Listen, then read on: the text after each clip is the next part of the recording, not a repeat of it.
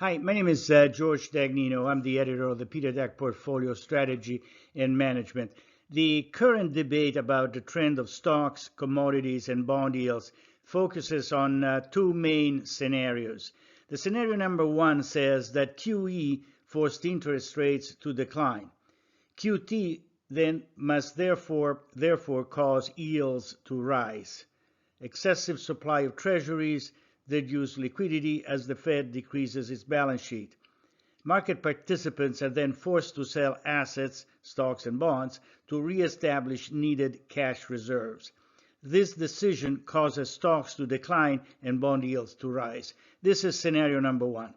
The scenario number two, which is the purpose of this presentation, suggests that business cycle is alive and well. Under this scenario, stocks and commodities will continue to decline, but bond prices will rise and yields to go lower. So now let me explain why. This chart, like all the other charts, go from 2007 to 2020. And this chart shows the growth of money supply M2. And this series is very, very important. And it shows how the money supply M2 grew roughly at a rate between 3 and 6%. Again, remember 3 and 6% roughly until 2020. This chart shows the growth of the economies, or GDP, from the same period as before, between 2007 and 2020. Notice how the economy grew around this pace, which is around 3.5%, which is very close to the growth of M2 when inflation is very low.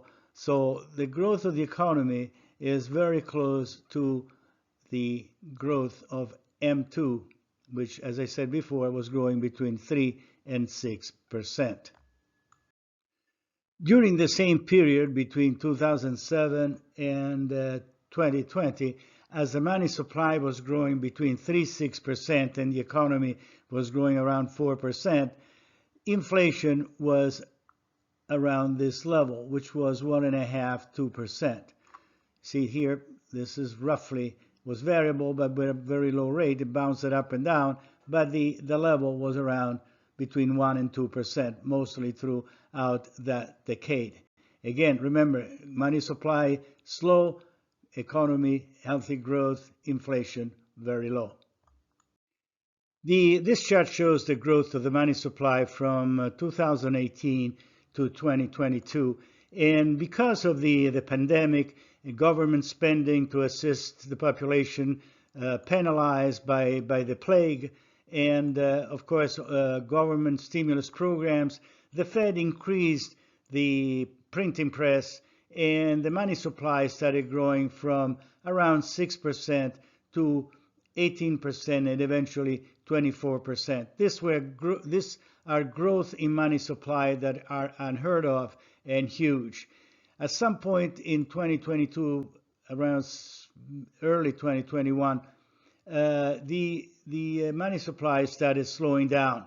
So let's see now what is the effect of this big jump in the money supply and then a slowdown in liquidity. This chart going from 2018 to 2022 shows the growth of GDP, and the growth started really into the first quarter of 2020, 2021, that really the economy started growing faster. If you remember, the money supply started growing faster here. So it took 1 to 2 years lead time for the money supply to have an impact on the economy.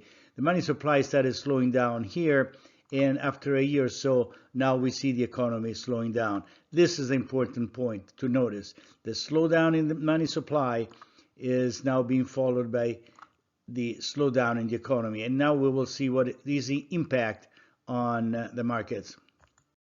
This is the growth in consumer prices, which was, as we said before, in 2018 was around 3%, 2–3%, and now is currently at around between 8 and 9%.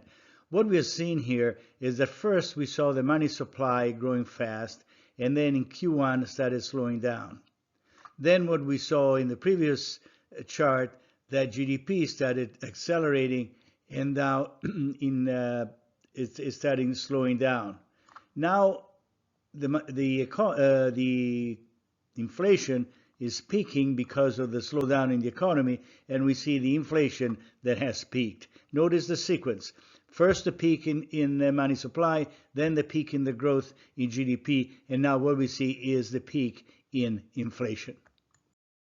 This chart shows the yield on the 10-year bonds treasuries. It shows the yield on the 30-year bond treasuries, and then the growth in GDP. What we saw is with the money supply slowing down, the economy will keep slowing down. And its long-term growth is around, in the last 15, 20 years, is around close to 2%. Notice how the 10 and the 30-year yields are very close to the growth of GDP. So if the growth of GDP goes around this norm average, which is 2%, this interest rates will hover around 2-3% as well, 2% actually, from the current 3.5, 4%. One thing also to note is that as the economy is slowing down, we are seeing commodities also declining, from gold to crude oil to soybeans to copper. So everything is going down because the economy is slowing down. Again, the point is that as the money supply slows down and the economy slows down, eventually the yields will match the growth of GDP as they have done historically, which is probably around anywhere between 1 and 2%. What about the stock market? Well, this time we use the yield curve, that is the difference between the 10-year and the 2-year treasury bond yields. And it's very close to the money supply. In fact, it started inverting in early 2021, and is now sharply inverted. So, and what you see is the lead started steepening here because of immense liquidity injected by the Fed. Here it started now inverting.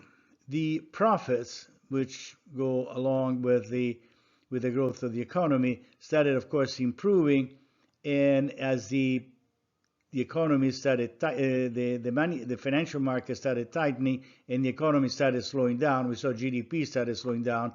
We see also growth in profit also started slowing down. What the yield curve is telling us that this curve is going to come down quite a bit. So profits are going to contract, and of course that's why we see equities tumbling, and that will, as I said in a previous article, the damage will last at least until the end of 2023. So bad news for profit, bad news for the stock market. This is an important chart because it puts together everything I said in the previous slides.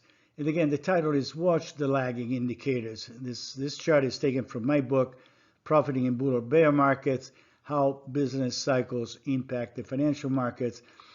This chart is really being developed, has been developed by the people who studied a business cycle and tried to define how it works. Back in 1932, the two main authors and researchers were Arthur Burns and Mitchell, and of course others. It shows three indicators: the leading indicator, coincident indicators, and lagging indicators. These are the three most important that I use: stocks, money supply, M2, and yield curve. This is the GDP, and this is inflation and bond yields. Now, the reason I said let's start with the lagging indicators, because they're the most important ones. Why? Because the length of the business cycle depends on how soon or how later inflation and bond yields rise. But as soon as they rise, it means that inflation is reducing purchasing power, and of course increases the cost to business, therefore lower profits and lower stock market. Rising bond yields, of course, increases the cost of borrowing, the cost of investing, which of course is definitely a negative for the economy. So a rise in this in the lagging indicator causes stock market yield curve to flatten and then invert, and of course the money supply and other indicators, housing starts, all the leading indicators decline. Now the decline of the leading indicators is followed by, after 6 to 12 months, by a decline in the coincident indicators. A decline in the coincident indicators is followed by 6 to 12 months by a decline in the lagging indicators. Now we saw that in the previous slides that the money supply peaked and was followed by, after a year or so, by a slowdown in the economy, and now after roughly another year and a half, the inflation seems to have peaked. Bond yields, of course, are still going up.